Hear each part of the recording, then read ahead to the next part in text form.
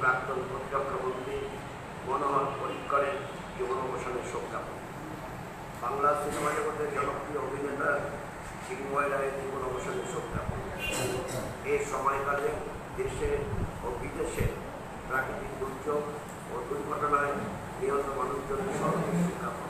অনেকগুলো অগ্নিকাণ্ড হয়েছে, এমনকি আজকে আবার নেদারল্যান্ডে সেখানে আবার হামলাও হয়েছে।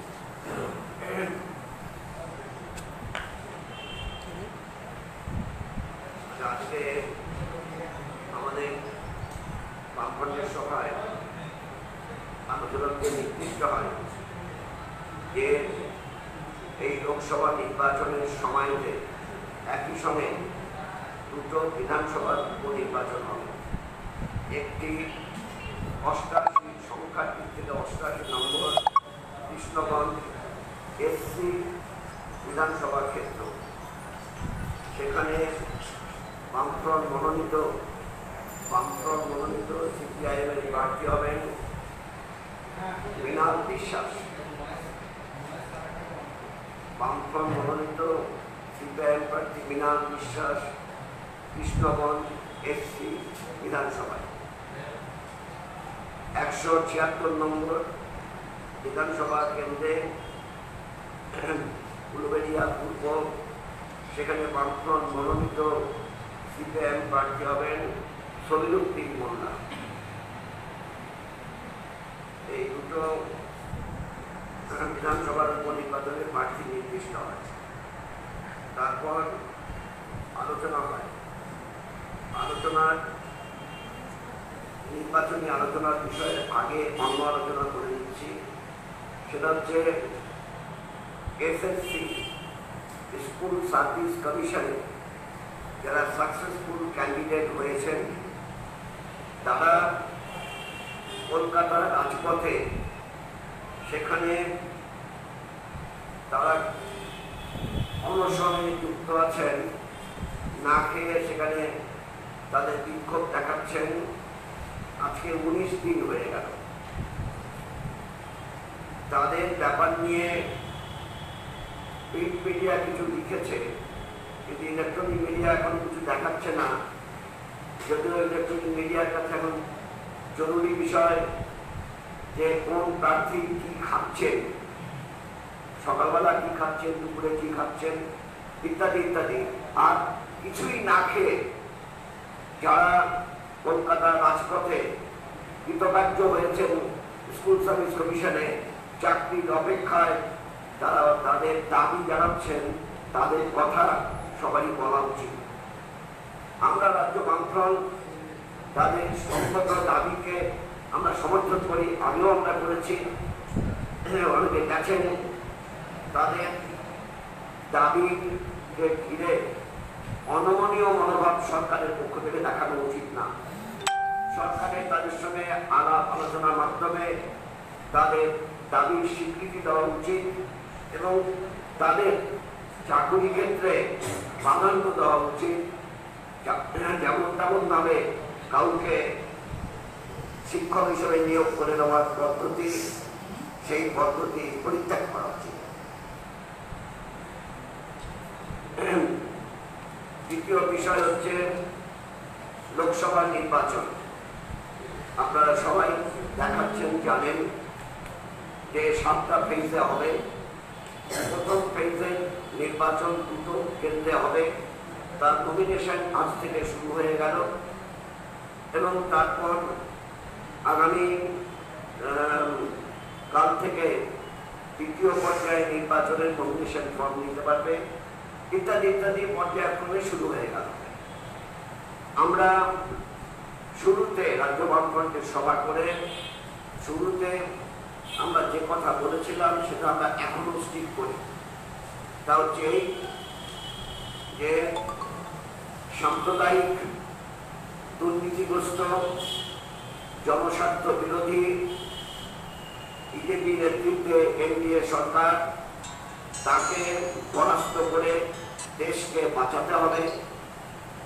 আর রাজ্যে অগণতান্ত্রিক কার্যকলাপে লিপ্ত দুর্নীতিগ্রস্ত টিএমসি সরকার, তাকেও পরাস্ত করে জনগণকে ঐক্যবদ্ধ করে অগ্রসর হতে হবে, রাজ্যকে বাঁচাতে হবে। ফলে দেশকে বাঁচানো, রাজ্যকে বাঁচানোর লক্ষ্যে আমরা চাই যে যে আসনগুলো 2014 সালে যারা বিজেপি এবং টিএমসি যারা প্রার্থী তারা বাদ দিয়ে যারা জয়যুক্ত হয়েছিল কংগ্রেস এবং বামপন্থীরা, তাদের আসনে কারণ প্রার্থী দেওয়া উচিত না। বামফ্রন্ট আলোচনা করে স্থির করে যে 4টি আসনে কংগ্রেস জয়ী হয়েছিল, সেখানে বামফ্রন্ট কোনো প্রার্থী দেবে না। অনুরূপভাবে কংগ্রেসকেও বামফ্রন্টের জয়ী 2টি আসনে প্রার্থী দেওয়া যাবে না, ঠিক হবে না। আমরা ঘোষণা করি, তারপর দ্বিতীয় তালিকা আমরা ঘোষণা করি, সেটা আপনাদের মনে আছে। দ্বিতীয় তালিকার পর আমরা আজকে কোনো তালিকা আমরা প্রকাশ করছি না, আগামীকাল আমরা বসব। আমরা মনে করি যে রাজ্যবাসী, পশ্চিমবাংলার জনগণ, কৃষক, শ্রমিক, কর্মচারী, ছাত্র, যুব, মহিলা, তাদের স্বার্থে আমাদের যেমন যৌথ আন্দোলন গড়ে তোলা প্রয়োজন, আমরা গড়ে তুলছি। ঠিক সেরকম লোকসভায় বিজেপি এবং টিএমসি আমাদের রাজ্যতে 42টা যে আসন আছে, সেখানে তাদের পরাস্ত করার লক্ষ্যে আমাদের পরিচালিত হওয়া উচিত। সেই লক্ষ্য নিয়ে আমরা চলছি, অর্থাৎ maximization of vote against BJP and TMC. How to articulate that? We are involved in the articulation of maximization of votes against BJP and TMC. To fulfill this goal, we feel that we are not to wait further after tomorrow. We feel that the BJP and TMC both should get a signal that Bengal remains in Bengal.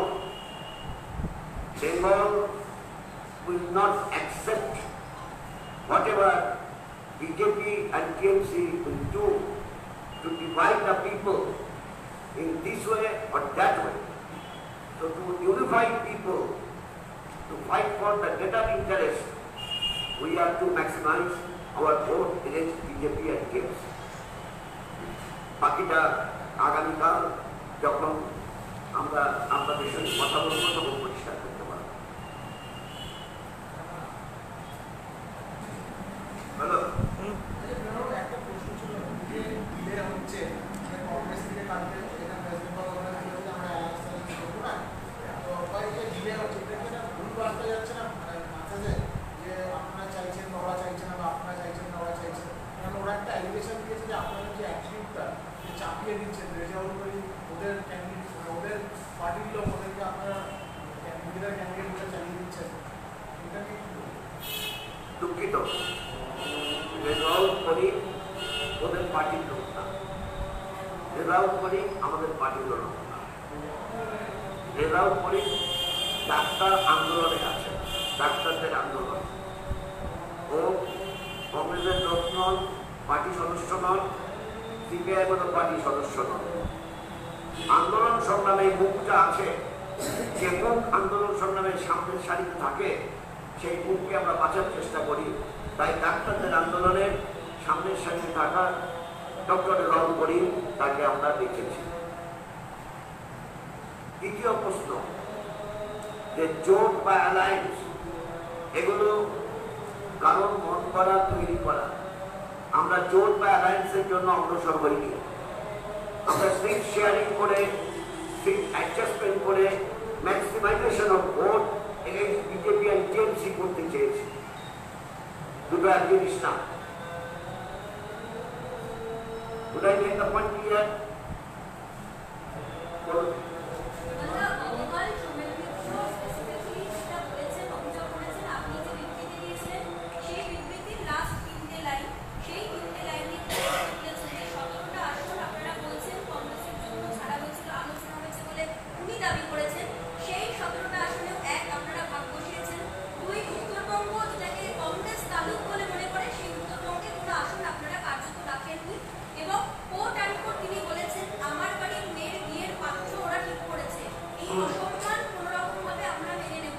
Result পরিবের ক্ষেত্রে বলেছে, আমি তো বলে দিলাম সেটা। ওটা তো রেজাল্ট পরিবের ক্ষেত্রে বলেছে, আমি বলে দিলাম তো সেটা।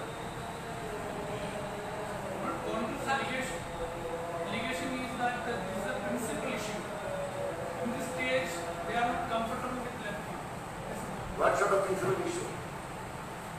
We have never given them any word how many seats we are going to share with them.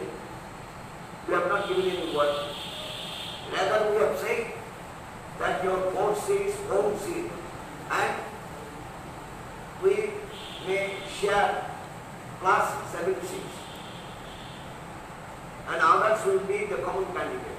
Darjeeling will be common candidate. And in Darjeeling there should be hillman as candidate. Those who are living in the hill, not imported or exported person. So that was our saying. Now we have broken any principle. And in North Bengal, just to see, the Coachbihar, in North Bengal, Coachbihar, FC, their left front got in 2014 32.98% vote, and INC got 5.59% of vote. AITC got 39.51% of vote. BJP got 60.34% of vote. So, how we have taken, we have just computed their right to put candidate there, how their right can be established. Then come Alipurduar, the left front 27.87% of vote, and INC 9.54% of vote, and AITC 29.62% of vote, BJP 27.45% of vote. How we did injustice to Congress party. Then it will come that Jalpaiguri, SC, then left front 32.65% of vote, INC 6.73% of vote, AITC 38% of vote, BJP 17.02% of vote. How we have made inroad on the room of Congress party. We did nothing wrong. Accordingly, we have put up candidates and we have announced. But the wrong is that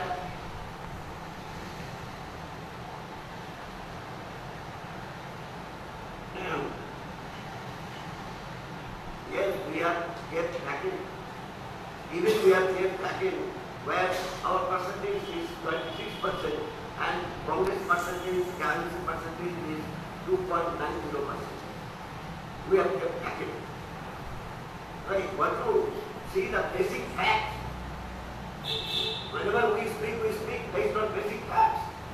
And everybody should come with that facts and figure. Accordingly, discussion can be sorted out. So we have not created any complication, nor we want to create further complication. We will still we feel that to unite people in revolt, we have to maximize the both things, BJP and TMC. That can be done with seat sharing. Stability with Congress Party. Can I make the point clear? Then, any other? Sobiruddin Molla. বিমানদা যদি দেখা যায় যে রায়গঞ্জ এবং মুর্শিদাবাদ কংগ্রেসের তরফে প্রার্থী ঘোষণা করে দেওয়া হলো, তাহলে কি ওই 4টি আসন যে কংগ্রেসের আসন সেখানে কি আপনার প্রার্থী ঘোষণা করবে? আমি এখনো মনে করি কংগ্রেসের শুভবুদ্ধির উদয় হবে। আমি এখনো মনে করি রাজ্যবাসীর স্বার্থে রাজ্যে বিজেপি এবং টিএমসি বোঝাপড়ামূলক গালমন্দ করা, বোঝাপড়ামূলক আসন সমঝাওতা করা, খুব কম হলেও 8টা থেকে 10টা আসনে বিজেপি টিএমসি বোঝাপড়া বলে ক্যান্ডিডেট ঠিক করেছে। এইসব গেম প্ল্যান তাকে পরাস্ত করতে maximization of vote against BJP and TMC is highly essential element in today's Bengal politics. সেটা কংগ্রেস পার্টি উপলব্ধি করবে, বুঝবে এবং সেটা মনে রেখে তারা সঠিক সিদ্ধান্ত গ্রহণ করবে বলেই মনে করবে। Any other? No. Thank you all.